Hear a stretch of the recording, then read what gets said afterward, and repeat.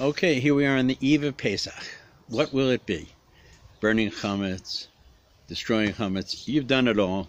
You're getting ready to sit down at your table. It's going to be a Shabbos Pesach.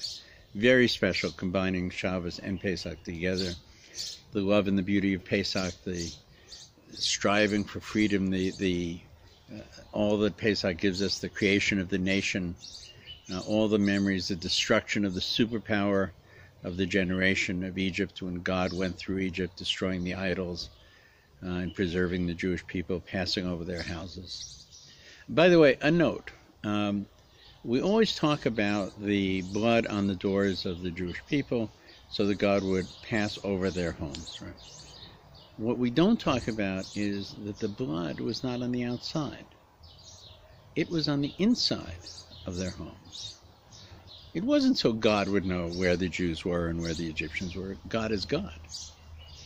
He knows all. It was so the Jews would know which side they were on. One must always have that in mind. This is the nature of Pesach. It's a reminder of who we are, to pass on this story. And Pesach SEDER, SEDER means the order of things that happen. And there's a formal order to it. But there should always be room for questions beyond the four questions, and answers beyond the four answers, and additions. It's a sipur, it's a story that we're trying to convey to our children of the founding of our people, in many ways, as a people, and the values that should be attached to it. It's very important to do that. I remember as a child, when we talk about the matzah, we say, this is the matzah that we ate in Egypt. When the leader answers the four questions, he says, this is to tell you what it was like for me when I was a slave in Egypt. It's a curious wording, because it doesn't say what it was like for our forefathers when they were slaves in Egypt. What it was like for me when I was a slave in Egypt. And I remember when I was very young, 6 years old, I found out otherwise. I was very young. I actually thought that my dad had been a slave in Egypt. He would tell the story of the Maggid and add his own elements to it. What it was like to be 4 years old and the child of slaves, and to be a slave yourself. That you were forced to go to the gardens and pluck vegetables for the Egyptians.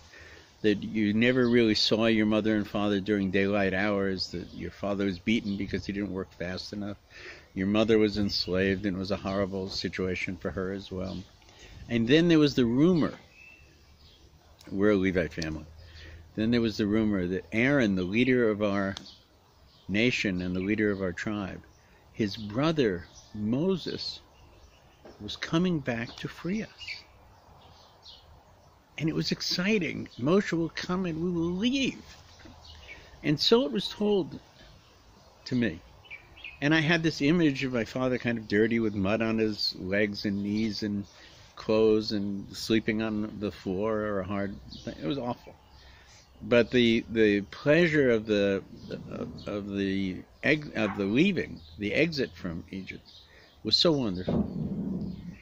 I ask you, as you read the Maggid, and remember, the Maggid should be read, the story of it should be read in a language that all understand, in order to fulfill the mitzvah of the Maggid.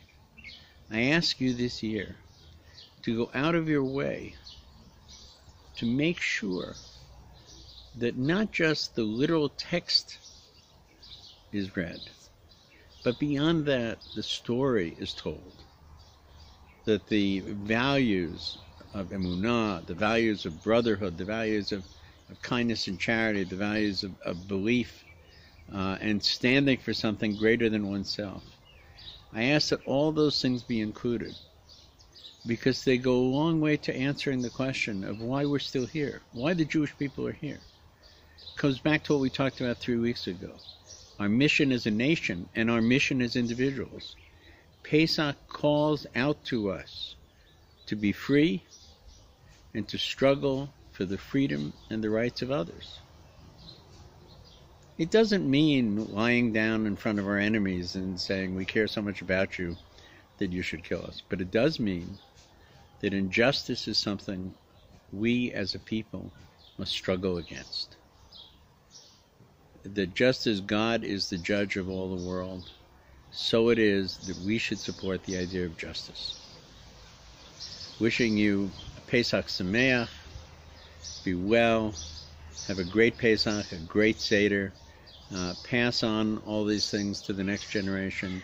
They hunger for these values. Give them to them. Pesach Sameach, be well.